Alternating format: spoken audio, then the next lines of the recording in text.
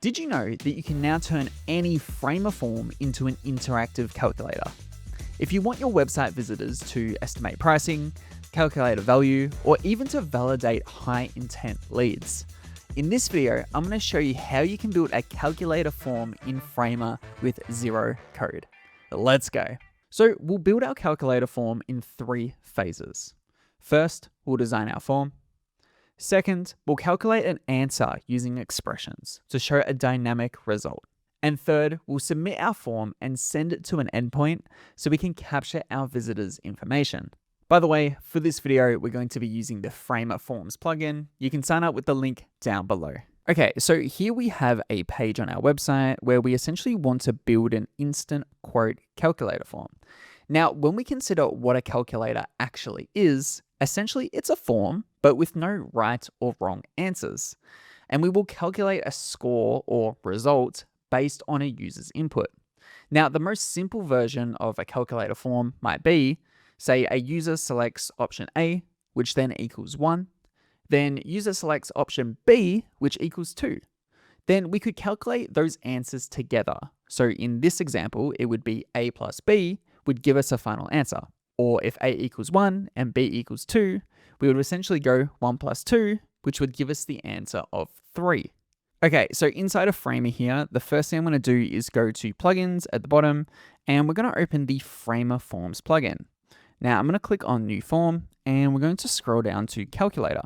Now, when I press that, it's essentially going to add a new form to our website, which is just a native form in Framer, but it has a few extra things that we need to actually make this a proper calculator.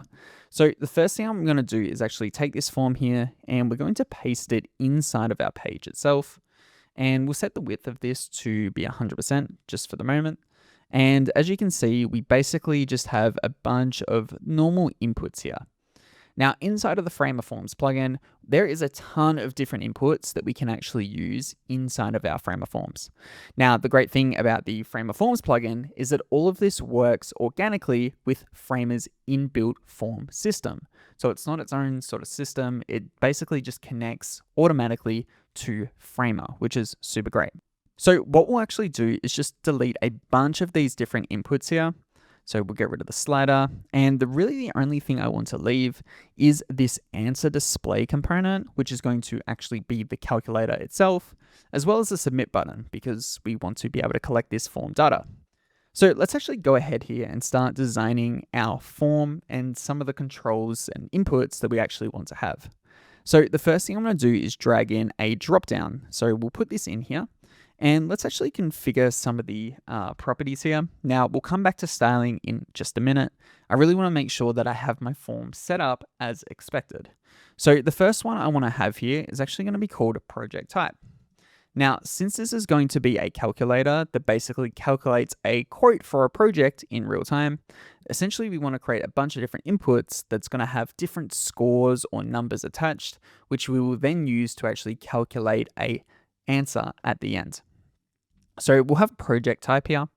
I'll set the name of this to be project_type, and we're going to select some options. So let's make the first option here called landing page. So we'll set the value, which is the unique ID of that input, and then we'll also set the title as well. Now, just a super quick note here, when actually doing forms, every input needs a unique ID, which in this case is the value.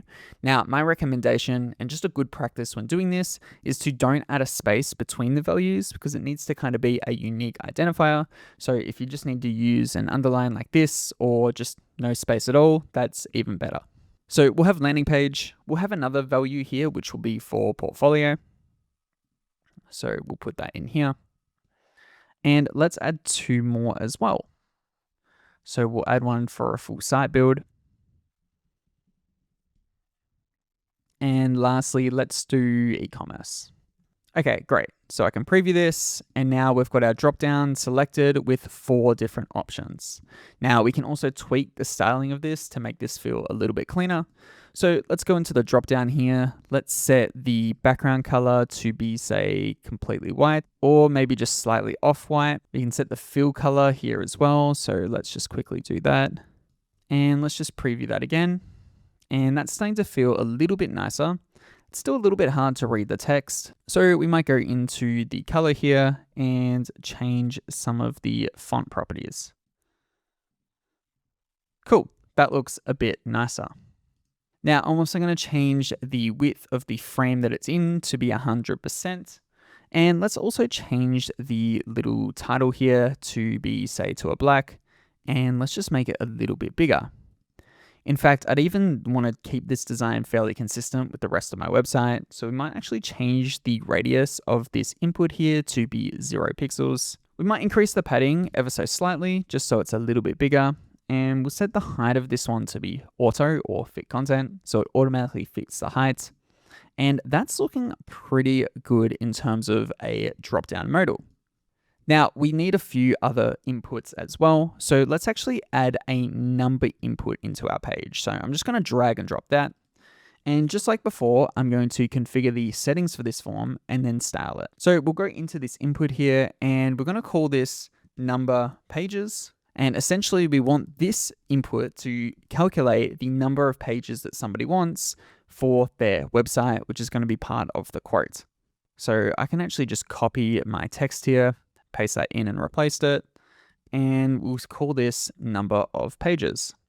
Now we want to keep the styling fairly consistent, so let's set the height of this one to be 46 pixels.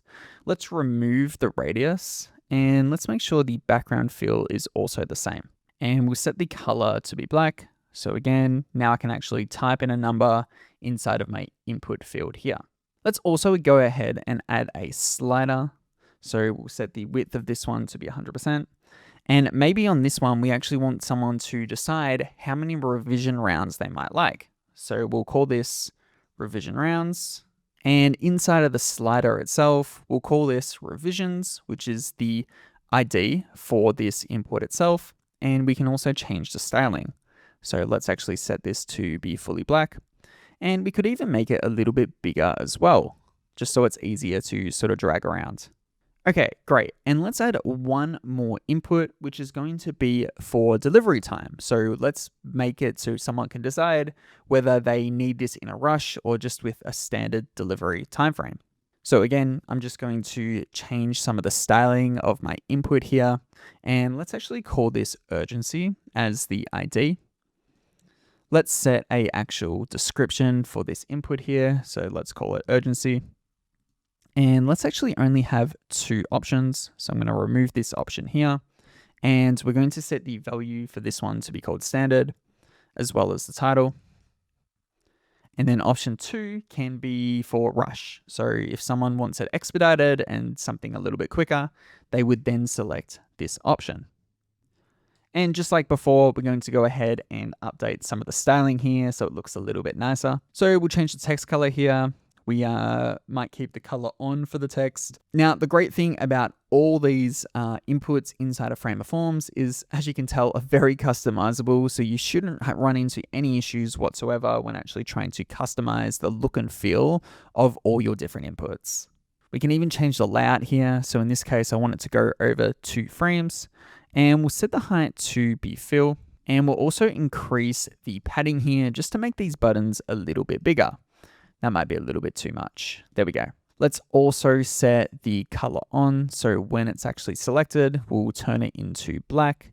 And we also want to make it that when the element is selected, we also want to set the text to be white. So let's preview that.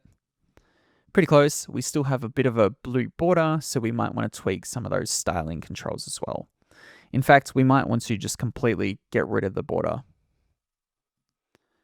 So now, basically, we have built a form, right? But it doesn't really do too much yet. So we can select the project type.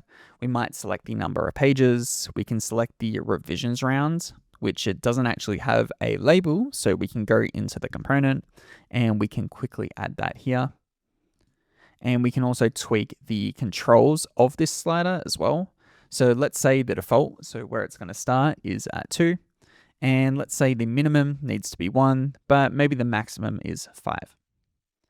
So again, we can select our project type. We can put in the number of pages, and we can change the total revision rounds, as well as set the urgency as standard or rush. Now, this is just a normal form in Framer so far, and we also have the normal submit button, which means we can style that as well. So I might change the width of this one to be 100%, might make the height a little bit bigger, and let's just click into this component, and let's actually go ahead here and make the background fully black and remove the radius so our design stays consistent with our website. So by itself, this is just a normal form. But what we want to do is actually calculate a value based on the answers somebody puts into this form.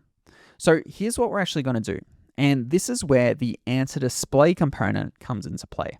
Now, if you can't see this component inside of your form, what you can do is go to the FramerForms plugin, go to Inputs, go to Advanced, and you'll see the answer display component here. And you simply just need to drag that into your canvas. Now, this is where the magic happens. Now, inside of the answer display component, we have two modes. We have basic and we have advanced. Now, basic basically means if we just want to calculate two inputs together. So maybe you're doing something really simple, you can set that up here. And similar to the example we shared at the start of this video, basically A with an operation in between, whether it be plus, minus, times, divide, whatever, with input B, it can then give you an answer. Very simple, A plus B equals C. However, in most cases, you're probably going to have even more inputs. Therefore, you actually want to create a more advanced calculation. So if we change the mode here to be advanced, we actually have a little bit more control.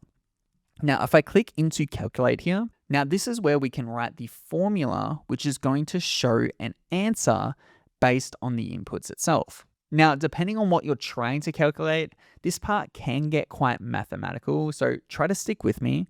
But basically, it's like a spreadsheet, and you can use JavaScript math to actually generate this expression. Now, if you're like me and not super great at math, you can actually generate it here with AI, so you can just click that link. But let's actually go through an example together for this one. So basically, when I write my expression, what's the most critical thing is that I actually use the exact IDs of each of the input inside of that calculation. Otherwise, it's not going to be calculated correctly. Basically, we need to be able to link the inputs to the expression itself. Now, basically, our expression here can be the formula that we use to actually calculate an answer based on the inputs themselves. So for example, let's say we wanted to calculate an answer based on number of pages here and the number of revisions. So let's say we want to create a formula where if the number of pages equals 2 and number of revisions equals 2, then the total number that we would want to show would be 4. So what we could do, and what's really important here, is we actually use the names of the input themselves, so the actual IDs. So in this case, this one's called number pages, and revisions rounds is just called revisions. So what I could do is go into the expression and go number pages. Again, really important that these IDs match, plus revisions. Great, and that's it. So when I go to my site here, let's say we set the number of pages to be 3 and set the revision rounds to also be 3, you'll see that the calculated value is now 6. So we are successfully calculating an answer based on these two inputs. And if I say change the number of revisions, you'll notice that total is also changing. So we can go really quite far here as well. So for example, let's say we want number of pages to be a score, and then total revisions might actually be a multiplier. So now revisions is times by number of pages. So again, we can preview this, set number of pages to be 3, and then total revisions might be 4, and you can see that value is increasing. Now, there's probably instances inside of a calculator form where you want someone to select an option, whether it be through a dropdown or a bunch of boxes like this. But the problem is there's no actual number attached. So how do we essentially assign a number to a dropdown or a field where there is actually no numerical value? Now, we can do all of this with inside the answer display component. So I'm going to go into calculate, and we're going to go down to map values. Now, this is essentially the area when we can essentially map the values of an input and assign them a number, which we can then use inside of our expression. So let's actually start with project type here. So the first thing I'm going to do is set the field name to be exactly what it is inside of the input, which is going to be project type. And then I can also align the values, so the options there, to a score, so an actual number. So we'll go into each value. And again, we want to make sure this is exactly as it is inside of the input. So say if I go to my drop-down option here, you'll notice that we have all the 4 values here. So we have landing page, portfolio, full site, and e-commerce. So I'll go to my calculate score here, back to map values, open up the project type, and then we essentially got to map each one of those values and assign it a score. So if someone selects landing page, we might assign it a score of 1. If someone selects portfolio, we might assign it a score of 2. So we can just put 2 in here. And I notice I misspelled portfolio, so we want to make sure that's exactly correct. Let's add another one, which is going to be for our full site. Now this might be the value of say 3. And let's add one more, which is going to be for e-commerce. And that might have the value of 4. So now if I go back to my expression here, I could then reference the project type field. So then we might just plus on project type. So now you can see it's timesing the number of pages by number of revisions. But when I select a project type, it's then going to add an additional score because we've assigned each one of these answers to have a numerical value, which we are then pulling through via our expression. Now again, hopefully you're not too lost because this has turned into a bit of a math class rather than a Framer tutorial, but you'll be able to find pretty quickly in terms of how this stuff actually works just by jumping in and using it. So let's calculate one more input, which is for the urgency. So we've got our 2 options here, which is standard and rush. So again, I'm going to go into calculated value and we're going to add a new value, which is going to be for the field name urgency. We'll set if there's no match. So if nobody's selected an option, we'll just keep the score at 0. And then we'll set our 2 values. So we've got standard and we'll just keep that at 1. And then we've got rush and then we'll say add that to be 2. So what I could do is basically now add that to my formula. So in this case, we might want it to be times urgency. So basically, if it's urgent and somebody selects rush, we want to essentially double the total price. So as you can see, basically what we're doing here is we're timesing the number of pages by the number of revisions, and then we're plussing the project type, which has a fixed score, and then we're timesing that by the urgency. So when I preview this, I can select the project type, I can select the number of pages that we might need, the number of revision rounds, and then also set the urgency. And as you can see, that value is then updating. So as you can imagine, this can get really powerful really quickly. And depending on your use case, you're going to be able to configure a whole lot of stuff. Now, inside of the answer display component as well, we can also show the result in real time, so live or after submission. So if we want to show it after someone submits the form itself, then we can do that as well. Now, the great thing about this is it's just a native form in Framer, which means that I can actually submit this form like any other form and send all of this data to any destination. So we're going to make it that it's going to send me an email once this form is submitted. So let's say this is a real use case and someone's gone to my website to get a quote. They select the project type, so they might want a full site. They might want 10 pages. They might have a total of 3 revision rounds, and they also need it in a rush. And then they can submit that. And basically, if I now go to my emails, you can see here, I now have that form submission. It shows the project type, the name pages, basically all the inputs of the field, as well as the score that was calculated at the end. And that's how you can build a calculator form in Framer with 0 code.